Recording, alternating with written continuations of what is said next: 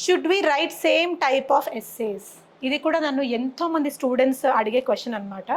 Same type of essays అంటే ఏంటంటే, ఇప్పుడు మీ పేపర్లో 3 ఎస్సేస్ రాస్తున్నారు. కొంతమంది స్టూడెంట్స్ ఏం చేస్తారంటే అనెక్డోట్ అంటారు. అనెక్డోట్ అంటే తెలుసా? అనెక్డోట్ అంటే ఒక షార్ట్ స్టోరీ లాగా చెప్పడం. ఎస్సే స్టార్ట్ చేసే ముందు ఇంట్రొడక్షన్లో ఒక చిన్న నరేషన్ కానీ ఒక షార్ట్ స్టోరీ లాగా కానీ స్టార్ట్ చేస్తారు. సో కొంతమంది స్టూడెంట్స్ ఏం చేస్తారంటే స్టోరీ రైటింగ్ అలవరుచుకుంటారు వాళ్ళలో. ఎందుకు అంటే మ్యామ్ ఇంట్రొడక్షన్లో మేము ఇలా స్టార్ట్ చేద్దాం అనుకుంటున్నాము అని. That is a good thing, అలవర్చుకోండి. బట్ 3 ఎస్సేస్లో 3 స్టోరీస్ రాస్తే మీకంటే ఎక్కువ బోర్ కొట్టేది ఎవాల్యుయేటర్కి.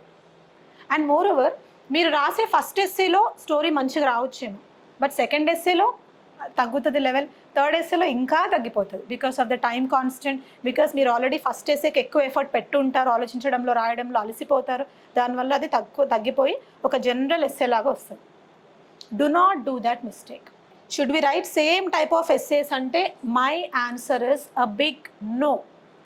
మీరు చూస్ చేసుకునే టాపిక్స్లో కూడా you have multiple choice in essays. మీరు చూస్ చేసుకునే టాపిక్స్ ఎంత డైవర్స్గా ఉంటే మీ థింకింగ్ అంత డైవర్స్గా ఉంటుంది, మీరు పేపర్లో పెట్టేది అంత డైవర్స్గా పెడతారు, మీకు మార్క్స్ కూడా అంత బాగా వస్తాయి.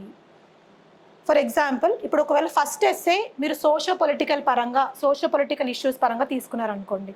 డైనమిక్స్ ఆఫ్ ఇండియన్ పాలిటిక్స్ అనే టాపిక్ ఉంది, అందులో కూడా కొంచెం పొలిటికల్గా టాపిక్ వస్తుంది. If you choose similar aspects, అక్కడ ఏమవుతుంది, పొలిటికల్ యాంగిల్లో మీరు ఫస్ట్ ఎస్సేలో సేమ్ పాయింట్స్ రాస్తారు, సెకండ్ ఎస్సేలో సేమ్ పాయింట్స్ రాస్తారు. So how are you diversifying your content?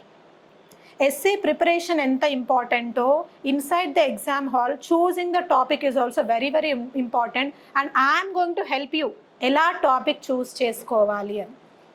Your preparation should not have shortcuts. Shortcuts will not give you success. ఇది మాత్రం మీరు నమ్మండి. స్మార్ట్ వర్క్ ఉండాలి, బట్ షార్ట్ కట్స్ ఉండకూడదు. Okay, so we're going to have elaborative sessions on essay which will entirely change your personality. And ఒకవేళ మీరు group 1తో పాటు UPSC కూడా ప్రిపేర్ అవుతున్నారు అంటే అది మీకు యూపీఎస్సీ కూడా హెల్ప్ అవుతుంది అనమాట.